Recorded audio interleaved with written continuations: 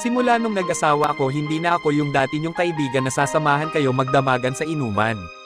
Meron na kasing nag-aantay sa akin sa aming tahanan na dapat kong protektahan at alagaan pagsapit ng gabi.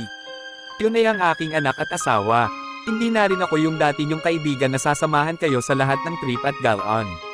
Mas inuuna ko na kasi yung trabaho ko at yung natirang oras ay para na lang yun sa pamilya ko.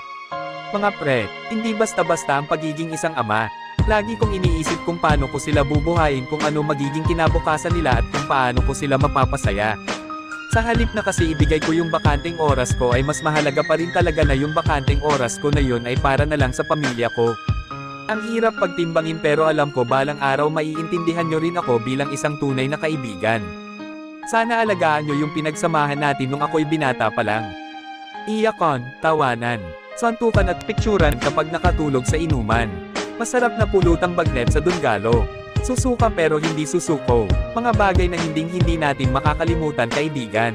Yun yung mga panahon na hindi kayang tumbasan ng anumang yaman dito sa mundo. Yung mga panahon kayo lang at ako. Gusto ko rin talaga sumama sa inyo dahil namimiss ko yung mga last una nating magbabarkada, tawanan at holakakon. Pero yung tawanan at holakakon na yun ay hinihingi ko na lang sa aking mga anak. Mga pre, eto lang ang aking masasabi. Kahit saan man tayo makarating, alam ko balang araw mararanasan nyo rin ito. Balang araw magiging ama rin kayo. Balang araw magkakaroon din kayo ng masayang pamilya tulad ko. Pero kahit anumang mangyari, sana walang magbago. Solid tropa tayo. Bilang isang solid na tropa, ninong at ninang kayo. Solid tropa tayo. Papa Choy Production.